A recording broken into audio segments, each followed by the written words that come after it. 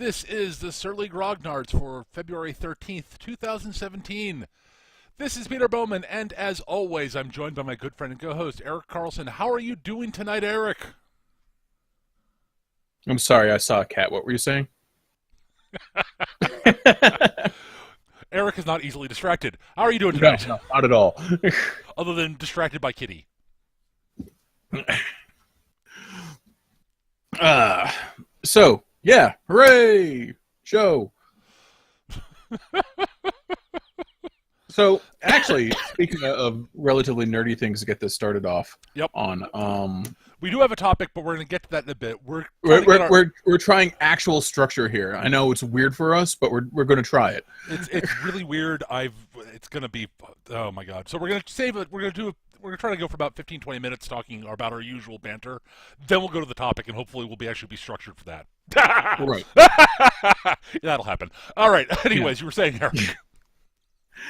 So, my roommate, who's been a giant Dark Eldar fan since their inception way back in the early 2000s, Okay. and a 40k player since way back at the original Rogue Trader, recently picked up the new GW specialty game, Gangs of Komarog, which is basically Dark Eldar Hellions and jet bikers racing around their little folded space hell dimension, fighting each other. Okay. And we haven't actually played it yet, but he's the only one that's had a chance to really go over the rules. But it sounds like it's really fun, and everything's based on 2d6 instead of 1d6. Oh.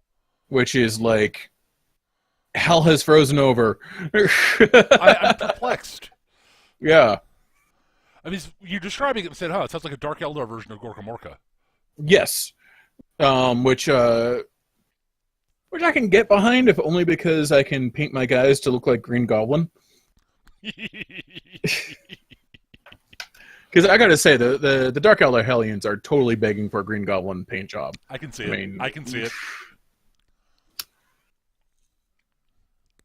And yes, if it does well, yeah, if it does well, maybe they'll do Gorka Morka 2.0, the actually functioning version.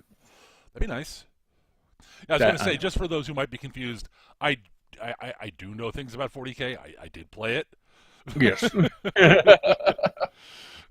No, we're both old hands at it. We just left it behind a while ago. So Eric put up with it longer. Eric went back to it briefly, I think, or did you not? Yeah, I went back to it briefly, and but I haven't picked it back up in 2 years. And you started up earlier than I did, though we both. I started up mid to late 90s. Yeah, I can't remember what. Yeah, I started sort of right towards the end of second edition. Mm.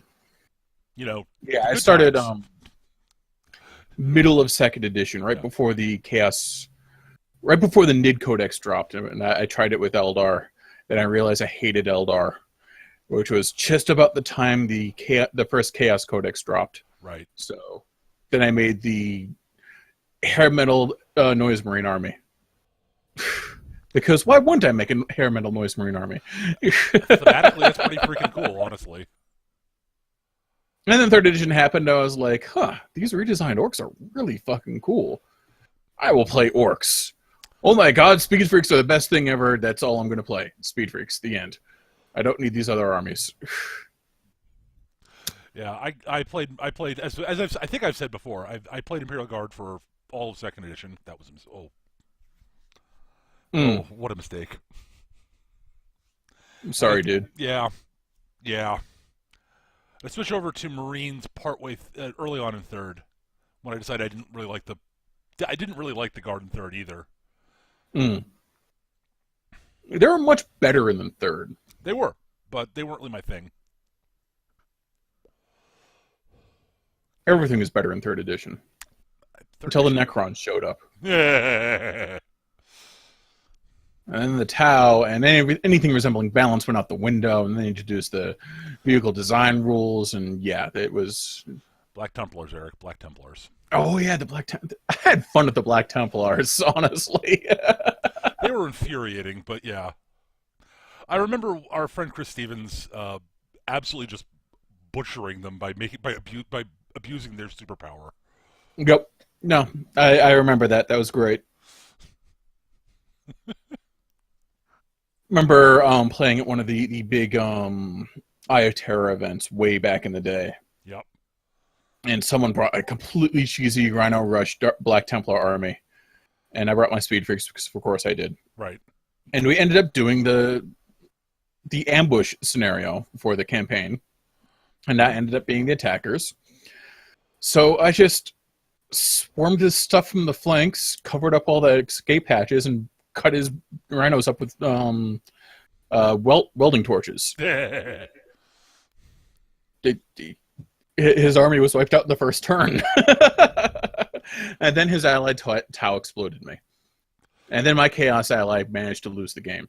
But Ooh. Oh well. But you made the Black Templar sad. That is a good thing. he was so pissed. It was hilarious. Well, it wasn't hilarious. I took more glee than I should have because he was clearly expecting to do the Rhino Rush, destroy all, sweep all before me kind of thing that was so prevalent in that period of time in 40K. Because there were very few defenses against it. Like it wasn't defensible. You'd lose a Rhino or two on the way in, and then you'd just win. But I think it was the first time he lost to that army.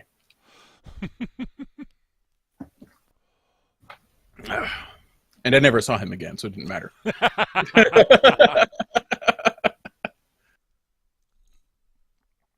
But yeah, no. Third edition fell off a cliff balance-wise around the exact same time War Machine came out, and the rest is history. Yeah. It took me a little longer to get into War Machine than it did you guys, but yeah, I don't know. 40K is one of those games I want to like more than I do, I think, conceptually. I really enjoy the flavor, and the more distance I get from the actual gameplay, the more I enjoy the world. Like the Space Wolves. Jesus Christ, the Space Wolves are tainted to me by second edition and their complete brokenness. Yes, same. And like to the point where only recently I've been able to admit the fact that Space Wolves are fucking cool. Just need to divorce them entirely from the rules. They're werewolf Vikings in power armor. How did I not think this was cool? Oh, right. I forgot because it was the 3 assault cannons and 3 cyclone missile launchers and every 3-man unit of Wolf Guard, which was the entire army. Yeah. I fought that with a Land Raider, with my guard. Mm. That went about as well as you'd expect. Yeah, they're yeah.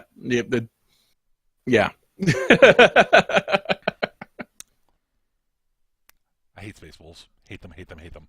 Let's see what else has been going on recently. Star Trek Online's had some new stuff. Yep. New ships, new season. So they've had a new featured mission. We're in the middle of the anniversary event, or getting on towards the end of it. I don't remember exactly where we're in it. Fucking Gorn ships at tier 6. Yeah, did someone just reprogram Gecko to okay this shit?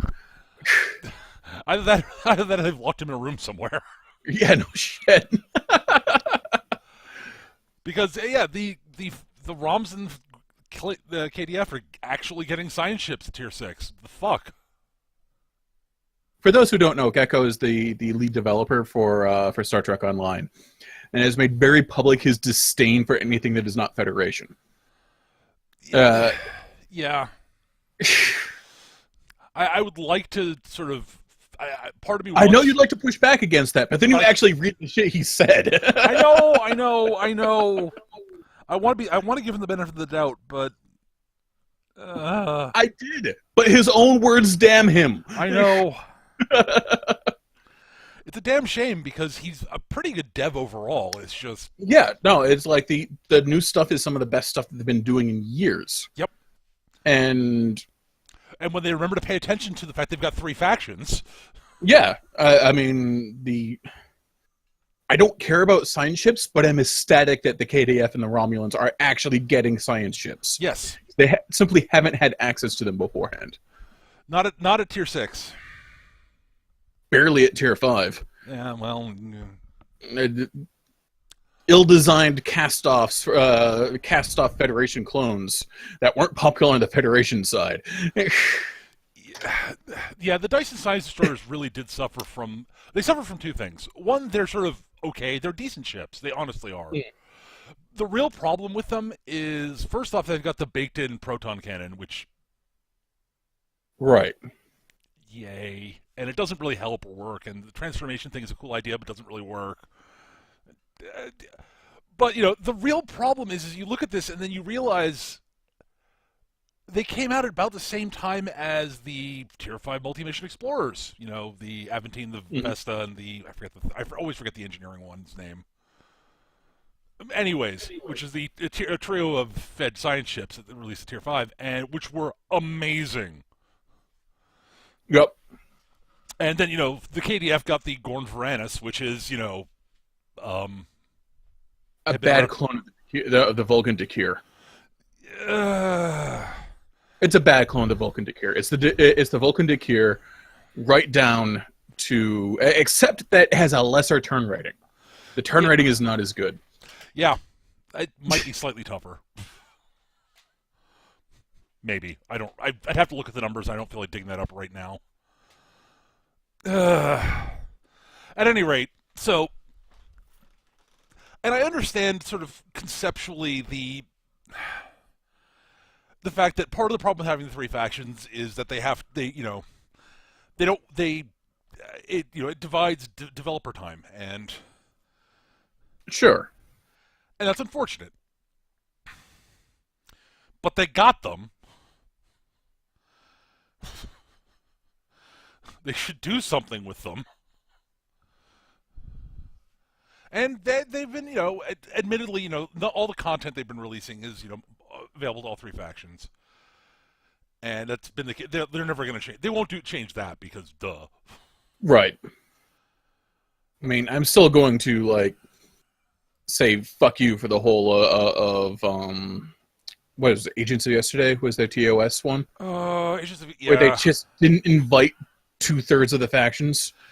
Yeah. That was a mistake. That was just, which is a crying shame because, yeah, the Agents of Yesterday stuff was short. The intro stuff was short. It was only like the first 10 levels. Right. But seriously, guys, they could have come up with something. I totally call bullshit on the, we can't do 23rd century stuff for the Romulans and the Klingons because retarded, stupid idiotic screeching in the background. I don't know. When you could have just done the same mission, but from the Klingon point of view, because the Klingons are there. Yeah. Okay. So I start the Romulans at the story arc that happens later on. See, I understand there are difficulties with writing in 23rd, the TOS era Klingons and ROMs and bringing them into the contemporary era. There is an issue with it. Sure. The Klingons, it's the don't look anything like the Klingons. Yeah. Right, and so it's hard to have basically say, okay, we brought this guy forward, and no one will notice he's not a normal Klingon.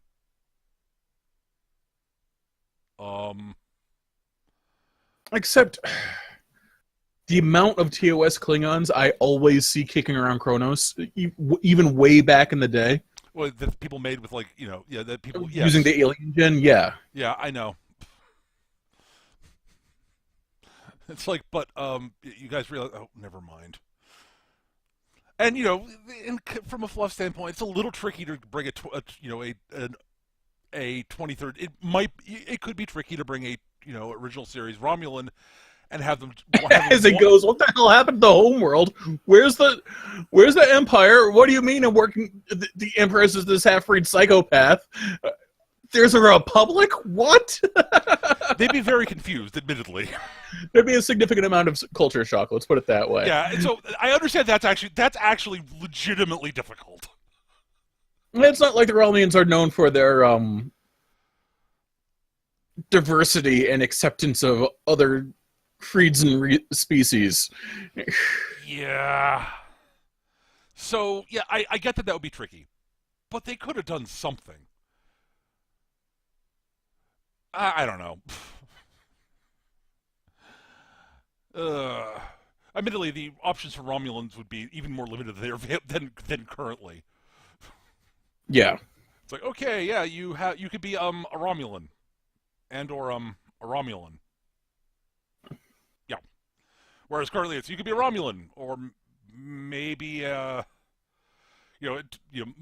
basic Romulans. Your options are Romulan, alien, and if you've completed the Romulan, if you completed the Romulan storyline once or bought the option through the cash shop, you could be a Reman.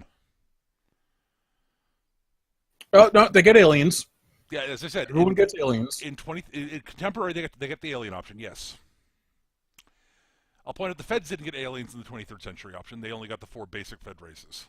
That's true. So I'd imagine they The could be Klingons would have been Klingons born. Klingons probably just Klingons actually. just Klingons because the Gorn are their own independent Yep, nation. they were independent at that point. And what are Nausicaans or Lithians? Or God help me, the Orions. I mean, Yeah, the the Orions Ryans, the Ryans actually would have been part of the Federation at that point. Yep. And Nausicaans are kicking around. I mean, we actually watched. So I've been rewatching Enterprise because I hate myself. It's my own form of self-harm. And they had an episode with Nausicaan pirates in it. Oh, that's right. They did. I forgot about that. Yep. Okay. Sure, Yeah. Where the Nausicaans did not have their weird speech patterns or accents. And the freighters that they had, that their freighter crew they've been preying upon, were in fact the villains somehow. I'm sorry, Captain Archer and NX-01 Enterprise, but you're part of Starfleet. Part of Starfleet's job is both exploration and to protect the interests of the Federation of Earth at this point. Isn't keeping the space lanes clear of pirates part of your job? Should you not have blown the fucking pirate base out of the sky? They're pirates. They're not part of like the Nausicaan nation or whatever. They were pirates. Yeah. I got nothing. Why are you negotiating with the pirates? Because Enterprise, Eric. Because Enterprise.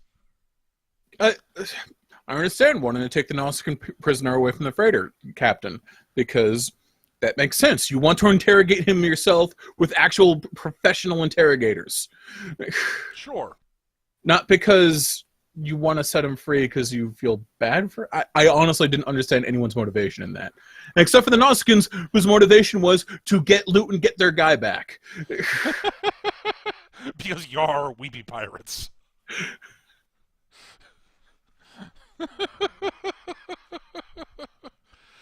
Yeah, it's a pretty terrible episode. There's no defending that one. Enterprise is a bad show for most of it. Yeah. I'm going to force my way through it. I'm going to do it. It's great to have on the background. I'm doing other shit, or if I'm just trying to go to sleep. I admit, I tried rewatching Enterprise, about a year ago. I think I got 3 episodes in before I said, oh, God, no. No. I know it gets better once I get to the Zindi War stuff, but even then that had elements of stupidity. The general rule for a Trek is to skip the first season anyway, but... Oh, God. And wow, do they treat the Klingons badly. Like, the Klingons are... Remember how in season 1 of the Next Gen, Worf sort of oscillated between frothing madman and incompetent boob? Yeah. That's pretty much how all Klingons act all the time in Enterprise. Well, yeah. Like, they completely forgot, that the Klingons are, an actual culture with smart people that involve, like, later season Worf and Martok and Gowron and, yes, even that douchebag Duras, who was smarter than the average bear. Just a traitorous dogfucker. Right. Yeah, but Eric, Enterprise. Yeah, I know. I mean, it's telling that when we did our episode way back when we went over our favorite, our favorite Star Trek series. Both of us said, yeah, Enterprise is the worst of the bunch. Yeah. Yes, worse than Voyager, and we both hate Voyager.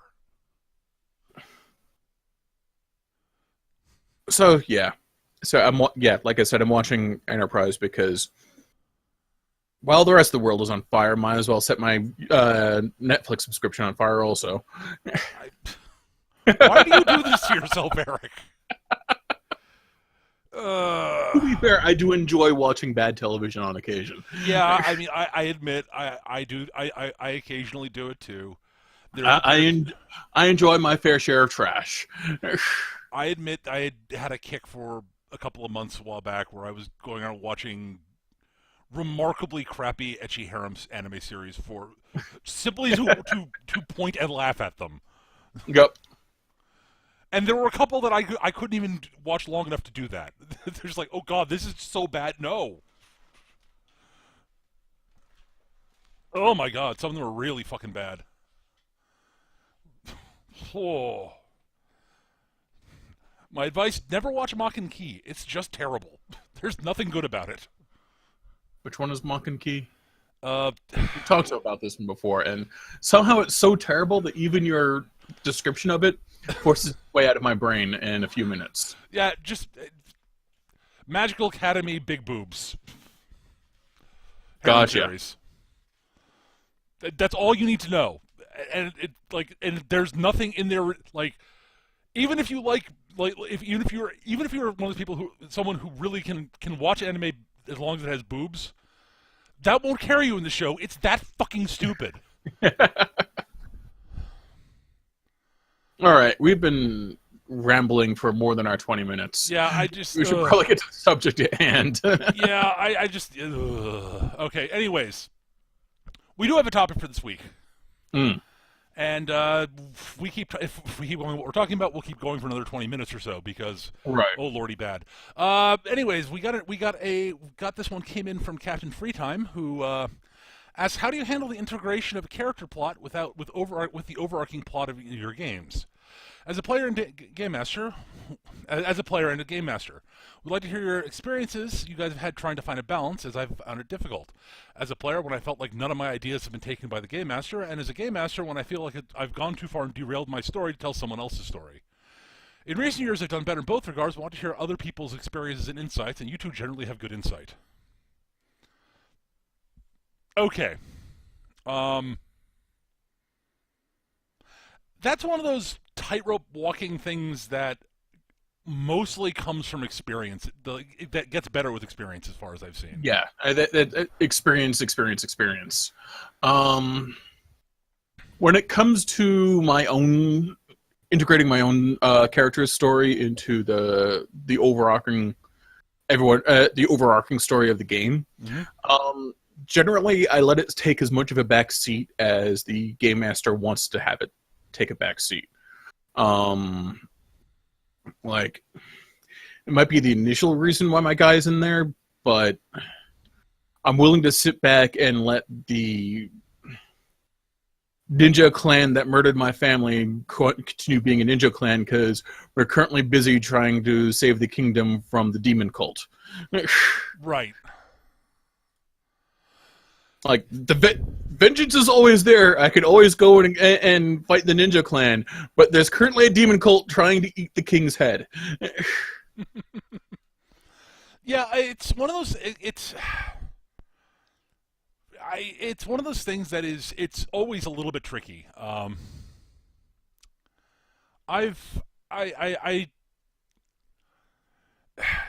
could definitely see from the game master standpoint. I can see the problem with bending to the player's character backgrounds a little bit too much, especially if you've got a really tight sort of big story that you want to do, and which is sort of the whole point what you put together. At the same time, it's the game master story is not the only story. I try. Yeah. I've always felt that I try to,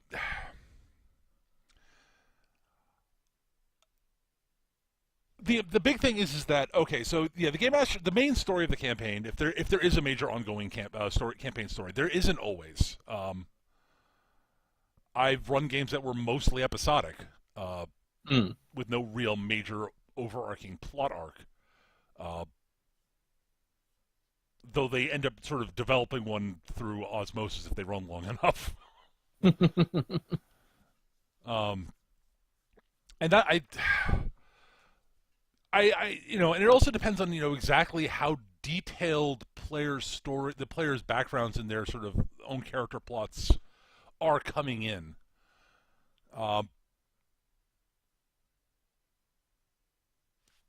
but I personally, it's one of those things that's my sort of take on is I'm happy when players have actual sort of developed stories. But part of the other problem with honestly for me the bigger problem with integrating a player's sort of character story into the campaign and having it being a major plot point or being a plot point is not all players do that. Mm. Not all players have a character sort of arc planned out for themselves. That's a major sort of story, and if you focus too much on one player's story, it can sort of start freezing the other character players out. Yes, and that can be a problem because even the most tolerant of players of being pushed in the back seat are eventually going to get pissed about being pushed in the back seat. Right. And that's trying to keep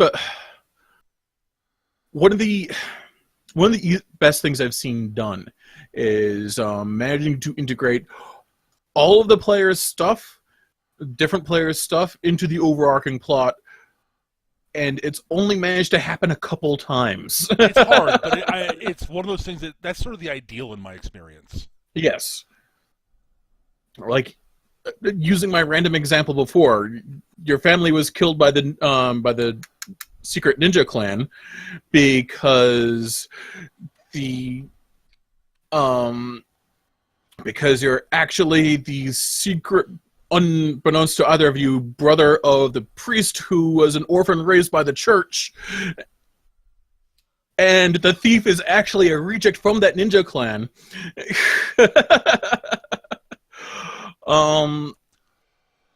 Which is actually the funding the demon cult. So you're gonna have to deal with that ninja clan eventually. Right. And that sounds really hackneyed and forced, but give me some credit. I just pulled it out of my ass just now talking. Sure.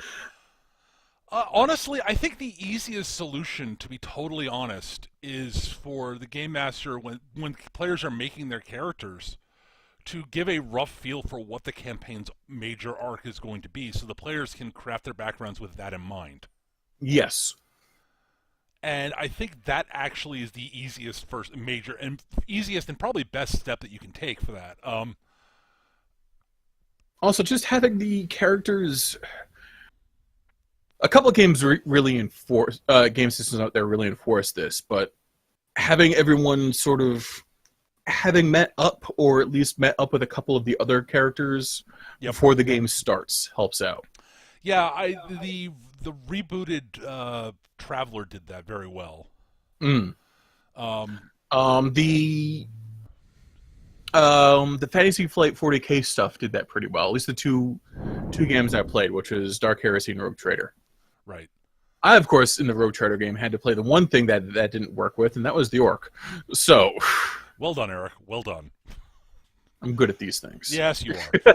But no, in all seriousness, like as an example, the Mech Warrior game that I ran with you guys for the Tuesday crew, like I told you guys roughly the basic premise for the campaign, although I didn't mention the clans ahead of time because Right. In fact, you said it specifically well before the clans were to show up, so you could surprise us with them. Well done. I thought that was clever. That was clever, is what I'm saying. That was not a sarcastic well done. Well done. But I said I gave you guys a rough concept for the campaign, and you guys everyone's characters' backgrounds made sense within that framework, and most of you had stories that could tie into that. Hmm. And looking at it, it's like, okay, yes, then me having the clans show up would work well with this group. I did have fun fucking with the clans with my Highlander. Yes, that was hilarious. Um, So I'm and given to understand that you guys are Krensky's heirs. You were the part of the group that left with him after the fall of the Star League. Yes. What do you say of it, Freebirth? Well, just like to say, welcome back, home deserters. We've been here fighting since the beginning. yep. Yeah, I mean, That makes a lot more sense if you know anything about the history of MechWarrior. yes, if you know the BattleTech universe, that makes a lot of sense. I did something similar with the Shadowland campaign, that D&D campaign I ran with Nick, Chris, Gav, Liam, and Scott. I said it was the same D&D fourth ed campaign setting I used with you guys. Yep. And sort of told them ahead of time sort of the basic sort of what the premise of how they brought together. All their character backgrounds tied into that premise, and they tie it. As it went along, they each got their moments. That's the big thing, is making sure that each character's backstory gets a little bit of time in the sunshine, because if they're going to craft the background, it should actually matter. No, absolutely. Ideally, everyone gets a chance to shine. Everyone gets a chance to be cool. Yep. And sometimes that doesn't always work out, but an effort should at least be made. Right. Oh, absolutely. I'm trying to think of examples sort of where I didn't come up with a sort of an overarching. Sonic Gav in the chat actually says, "Look at any media, the whole cast can't be the lead. Sometimes you're supporting cast." That is true, to a degree, but ideally with a RPG group, the players are the main characters. Yeah, ideally, you're playing an ensemble, and ideally it's an ensemble cast, and some players will get more juice than others, but even shows with a nominal main character, like say Farscape or what am I looking for? Firefly, thank you. Where you had like Malcolm and Crichton. Everyone else got to shine fairly frequently. Right. And we saw stuff about their backstories and so on and so forth. You will often most groups have someone who tends to take center stage just because of their personality. Yep. Just the way they are, and once the group's used to that, a dynamic shakes itself out. But most groups that have played together a while, those people know when to dial things back so that other people can take their moments to step forward. Yep, absolutely. But that takes time and communication, getting used to each other. I mean, and a game master that has a clue. I am not a game master with a clue. You did all right with the Iron Kingdoms game. Thank you. I tried, but yeah, I do not think I was as good as any of the other game masters that usually run for that crew. So I will take that as take your word on that one. Okay. Let's see. Just starting to think about the other games I've run on stream. Like the Mutants and Masterminds game is another example. That actually had a really good job of an ensemble going on. It did. And part of that was I didn't really go into that with a major overarching plot arc. Mm. Also, the nature of superhero stories, tends to lead to more to that sort of thing fairly often with super teams. Yeah. And again, it was by its nature somewhat more episodic than other campaigns. Yeah, absolutely. Yeah, but at the same time, it was everyone absolutely got a chance to be the main character for Yes, a few, absolutely. so to speak. Like the famous I guess I'll start a gang war by accident because fuck you. Seriously, Gav, that was beautiful. Caught me off guard, but I ran with it because that's what I do. Right. And I admit part of that is ties that sort of thing falls into sort of one of my actual strengths as a game master is I'm pretty good at improving shit like that on the fly. Mm. Uh, in fact, I'd say that's my main strength as a game master, to be totally honest. Uh, and I'm actually usually at my best when I've got players uh,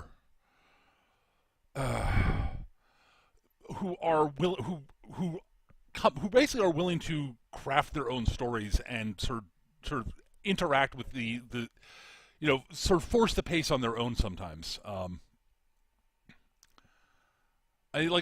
good at coming up with an actual I'm good at coming with an actual arc and such, but I find it easier to actually drive things keep things going when I'm not the only when I'm not driving the arc just by myself.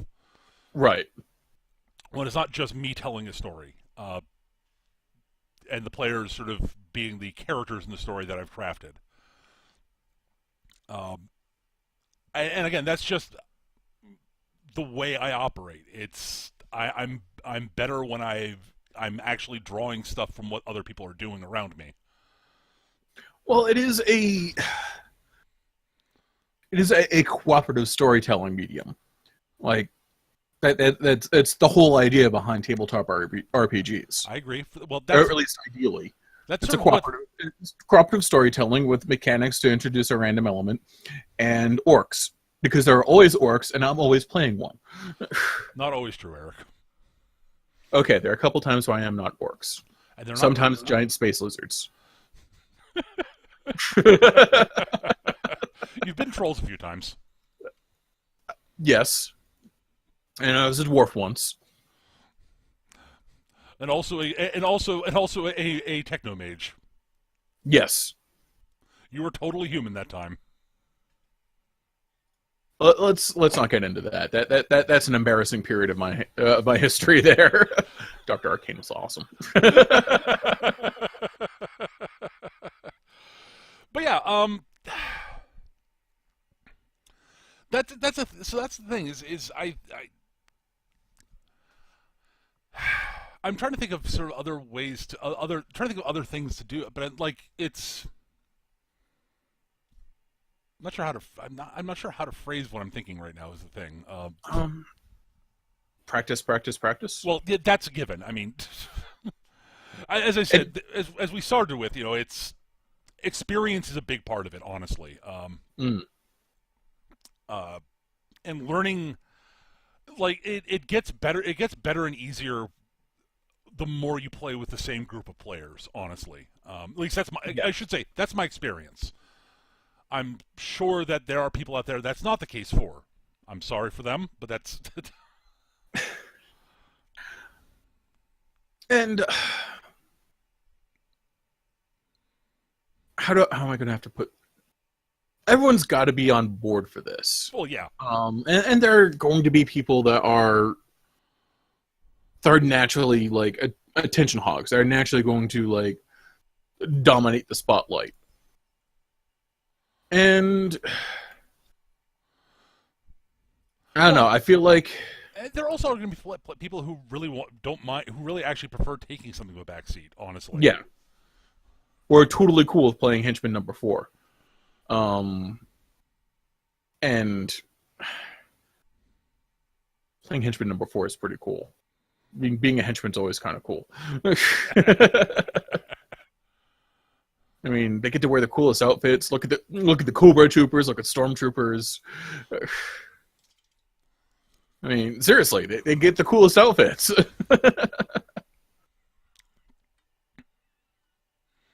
Yeah. Um. Yeah.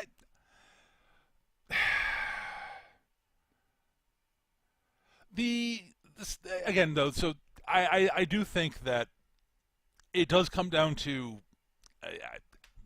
go back to one of our. It also goes the other major important thing that ties into all of this goes back to one of our long running mantras about tabletop gaming groups: communication, communication, communication. Yeah, absolutely. Being talking with the players about their background, their characters' stories, about what they want for their characters and all that stuff. I mean, I admit I don't do it often enough sometimes. It's one of those things that just you don't always have time to do it as much as you'd like. I don't. I mean, I just don't. I don't do it. I don't. I freely admit I don't do it often enough. But I try to keep it in mind anyways, and I do try to talk with players about it from time to time. I don't think I do it often enough. Mm. But that's a case of I don't know how common it is for game masters to do it in my experience. I might do it more often than a lot of game masters. I don't know. I mean, I'm generally the GM in most of the games I'm involved in, so I have less experience from the other side than a lot of people. I don't have any complaints, honestly. Well, as one of your players, and I've known plenty of terrible game masters. So, well, I mean, there are a lot of game masters out there who I wouldn't necessarily say that a lot of them are terrible. It's more. I mean, again, there are almost certainly a ton of terrible game masters out there, and not everybody's good at it. It's not a skill set that everybody has, and it's a yeah. skill set that almost I think most people can learn, but it's not one that people necessarily want to learn, and not Mm. everyone finds it fun, and that's a big part of it. Big part of it is it's a game. Yeah. We're doing this for fun. This is entertainment. So if you're not if game mastering isn't fun for you, then why do it? Right. Outside of no one else will do it, and I Yeah. really want to play Someone's RPG. got to. Someone has Yeah. to. I'll take the bullet. I mean, that's how I started game mastering. Uh, but I found I enjoyed it. Like game mastering, but I really have to be inspired for it, and I burn out quickly. Yeah, really fast. and that's fine. I mean, and honestly, my advice on that would be basically, going forward, focus on crafting games that are supposed to be short arcs. Mm. It's like, okay, I know that I can probably I can probably keep myself running for say 8 sessions, and after that I'm going to be done. So I got to plan things out so that it'll cover that the plot I've got will cover about 8 sessions, and at that point we'll wrap things up. And if I ever feel inspired to pick it up again with this group of players, look ready to craft another 8-session arc later, like a year from now or what have you.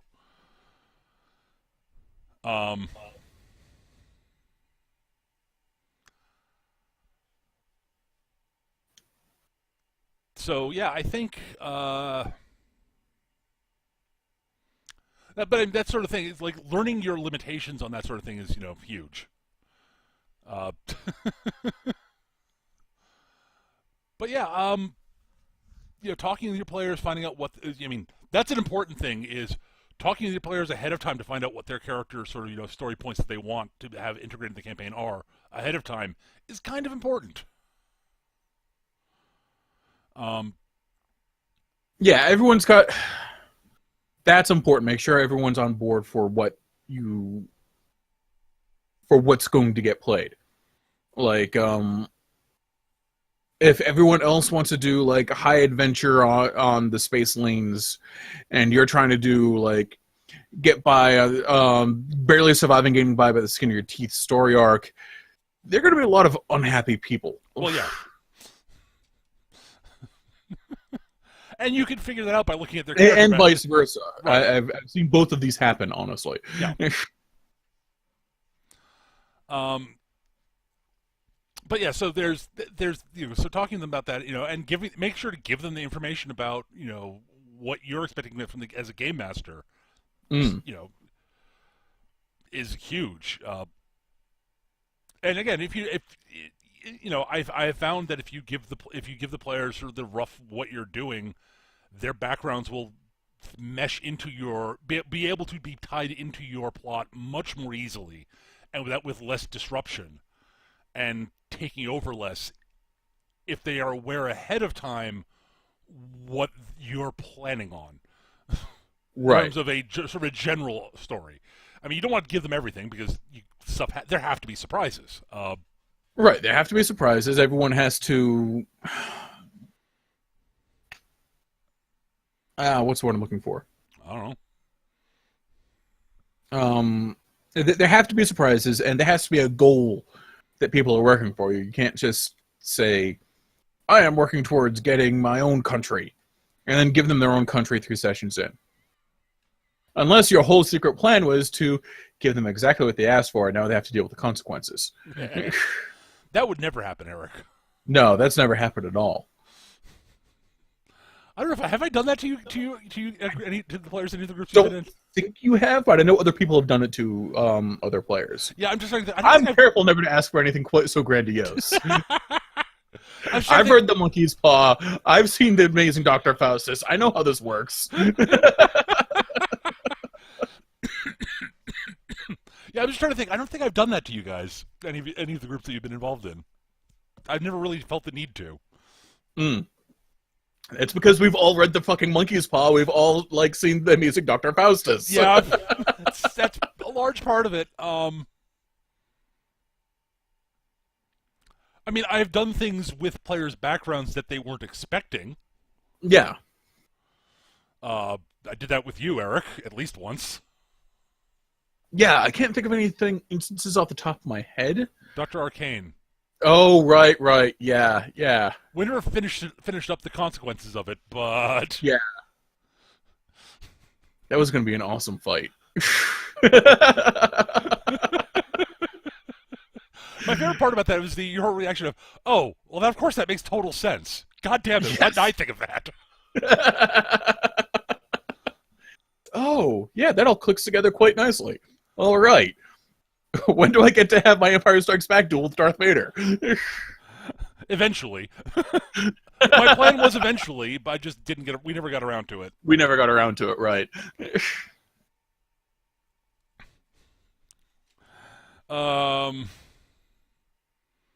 Yeah, that was totally going to be an Empire Strikes Back fight. Probably. It's going to be a lot of Baron von Toten throwing me around and basically kicking my ass. Probably, yeah. Part of the thing is I hadn't fully designed exactly how he was supposed to operate in combat yet. Right. He was he was a background villain. He was, he would. I didn't want to drop him on your heads immediately because the whole no. Right. It's like. It's like making fucking Moon Knight and Daredevil fight Doctor Doom, Magneto, and Thanos all at the same time. Yeah, that would be bad. Oh my god. So yeah, I think that mostly covers sort of what we're talking about here. Is I'd like to. I'm trying to think of any other advice I can give on this, but I'm sort of at it's sort of one of those things that it's a sort of a straightforward answer that isn't simple. If it's sort of yeah, it's easy enough to say communicate, give your communicate, give make sure that talk with the players about their backgrounds. Give them the story arc, and be sure to give everyone the chance to shine, etc. That's easier said than done.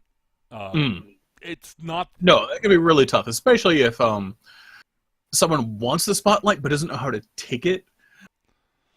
Right. Like I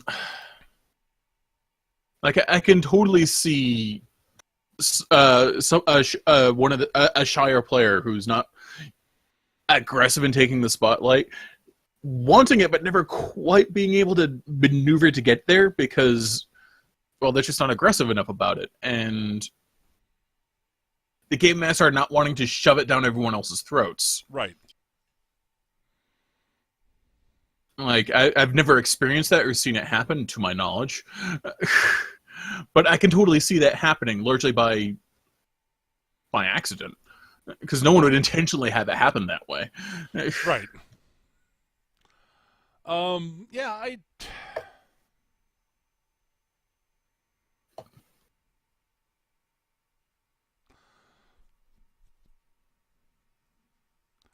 Yeah, I think that's most of it, really. I mean, again, practice, practice is, experience. Practice and experience is another large part of it, and it's not gonna be something you can do the first. If you're able to pull it off in your first game with your first group, wow, that's great, and Congratulations, you now have a superpower. Dude, if that's the case, then keep running games, man, because you got something special. And it may just be that it's a particular mesh of that group. Keep running games with that fucking group, because that group is that's not a group that meshes that quickly is rare. Like most groups, like most of the best groups I've been involved with, like they don't mesh. They mesh quickly, but they don't. It's not a quite question. They don't mesh like that quickly. They mesh. There aren't problems in the beginning, but there's always a little bit of a shaking out, sort of feeling each other out period.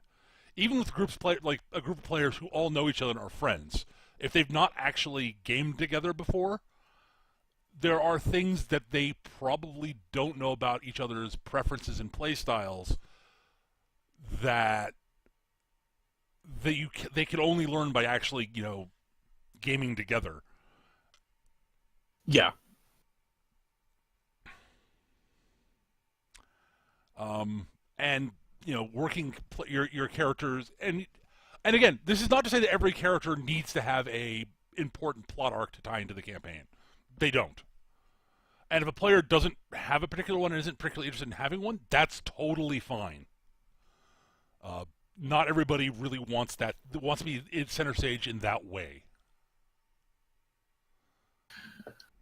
An example of not having an extensive character arc that never character background that and one that never became forefront was a Pathfinder game I played a while back, where I was playing a half-orc barbarian from the Northlands. Read Scandinavia.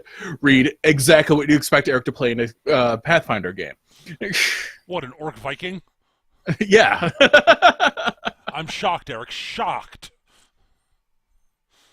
And everyone else had backgrounds that eventually came up, and like mine didn't. That was fine because his background was not part of his motivation at all. His motivation was to let loose, enjoy life, and win glory. Treasure was nice. Treasure let him let loose more because that meant more booze. All right, then. He was a very simple character. And that's great. And I played a bunch of complex characters. I wanted something simple. Right, and that's great. And that's totally fine. Not every character has to tie into the main story. Right. Not everyone needs to be like the secret chosen one whose parents were actually a vampire and a dragon who fell in love and then became victims of the chaos cult, and now you're off to save the universe, whatever. You can be just the guy that likes to fight a lot. That background you described is a style of background I don't think I've really had much of in many of the games I've run.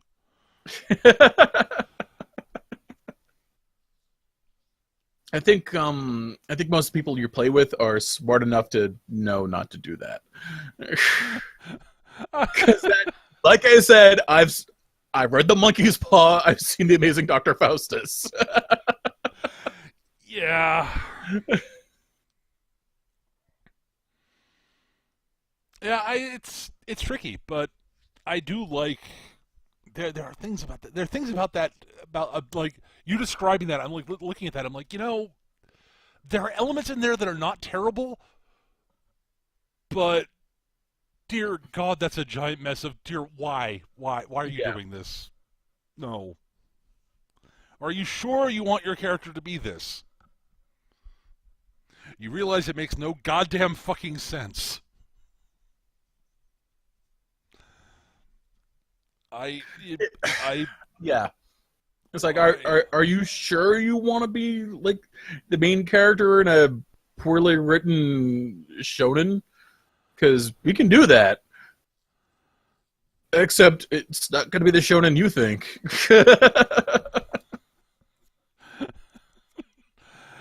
oh God. I mean, you sort of basically just described Ichigo, but Yeah. Yeah, holy shit, I did.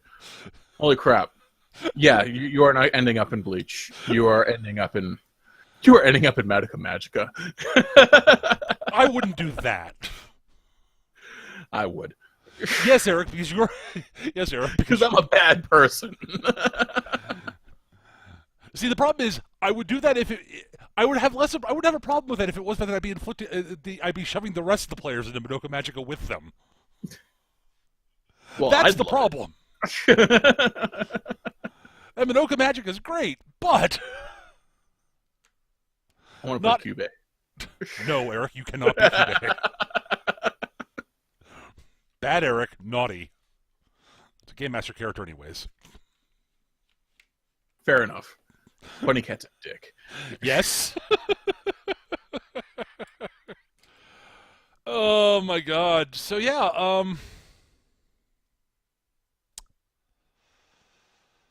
I think that mostly covers the topic at hand. I mean, unless you got some other examples you can think about off the top of your head of situations where, I mean, honestly, can you think of any other examples where you've seen it work or not work, where players' background tying a character's background into the campaign's plot?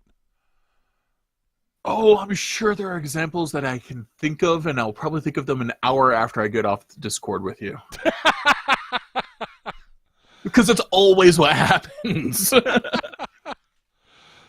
Oh God, I'm trying to think of examples off the top of my head. I'm not thinking of them really. I mean, not like that. I mean, I've clearly like it's happened in most of the campaigns I've run, but Right. Well, in most of the campaigns you've run, it hasn't been an issue because generally you don't play with assholes. well, it's not even a question of assholes. It's a question, it's more a case of the players I played with. I sort of get where they're coming from, and I'm able to. I just sort of offhandedly tie things in, and again, a large chunk of my game mastering style is improvisational. So my main story arc tends to change from where I originally envisioned it over the course of the campaign. I don't often I occasionally have endpoints, Right. but a lot of my endpoint there are a lot of times went into the campaign thinking, okay, this is where we're going. And apparently where I thought we were going is not where we're going. Okay, fine, I can work with that. Right. Yeah, I can only think of a couple times where there were endpoints to campaigns that were planned out. Largely, they peter out before the planned endpoint ever shows up, or there was never a planned endpoint. Right. Well, I mean, like the Masterminds game didn't have a planned endpoint because. Right.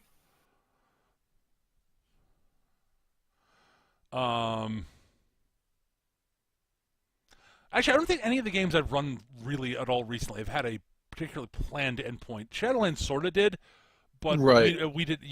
I never got there. The game sort of ended about halfway through the story I was thinking about, roughly. Um, There's, I can't think of any instance where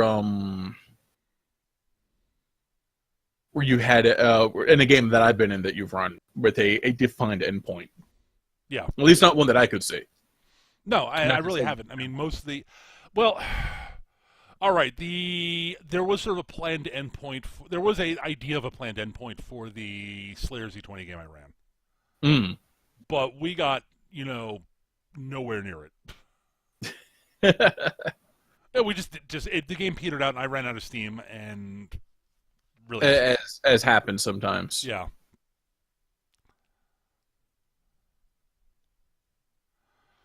So yeah, I think that's. At any rate, I think that's going to do it for this topic, at least. Let me double check to see if we have any questions we can answer. As we often do, we try to save time at the end of each episode, to answer viewer questions. Let me see if we got any here. No. No.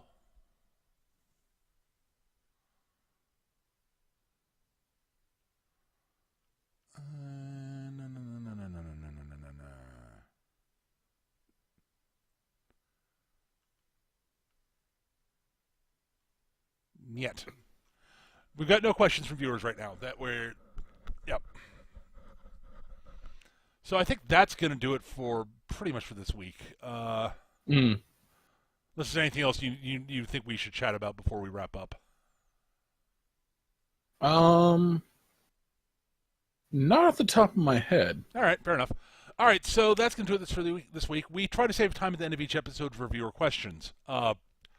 Didn't get any this week, which is totally fine, but we do love getting viewer questions, and we love answering them for you guys. If you've got questions you'd like us to answer on the show, please send them to us. Our email address is surlygrognards@yahoo.com, surlygrognards@yahoo.com, or you can just post a comment on the recordings on YouTube, and we'll get them there. And also, if you want, you can send us show topic suggestions. We love those. We love those to pieces. Oh, dear God, we love those to pieces. We really do. And because that way, we don't have to half-ass an episode and coming up with, just... I mean, I enjoy doing the episodes where it's just us rambling on, but we can't do those every week, every episode, because that gets, we start retreading topics. Tiresome. It gets tiresome, and we start retreading stuff we've talked about a million times before. And Yes. I'm sure you guys get sick of that eventually. But yeah, and also it means that we can sort of craft the show to be about what you guys want to hear about. So please do send those to us. If you got feedback for us, ways we can make the show better, etc., constructive criticism, we adore that, and we really appreciate the stuff we got for this week, which is what suggests the idea of having a blocked off time at the start to do our usual sort of to get our banter out of the way, as it were. Right. But let's face facts, it would have been like 90% banter otherwise. No, never. That would never happen, Eric. No. But yeah, send it to us. Email comments, etc. We love getting that stuff. We record the show on Monday nights at roughly 7 p.m. Eastern here on hitbox.tv/mecha-gm. I tweet out when the show's about to go live, so if you keep an eye on my Twitter handle, which is @mechagm, you'll know when we're about to go live. Other than that, I think that's it for this week. So yeah, we're gonna be back. I think next week we're gonna be doing 3-minute anime actually. Yes. We should. Eric, Gavin, I should be finishing up Outlaw Star this weekend, which means we'll be able to record a podcast on it on Monday next week. So, woohoo! Other than that, that's going to do it for this week, guys. Thank you so much for listening. Hope you guys enjoyed the show, and we will be back probably in 2 weeks with a new episode. Hooray! Thanks again, guys. Hope to see you guys soon. Take care, everybody. Bye.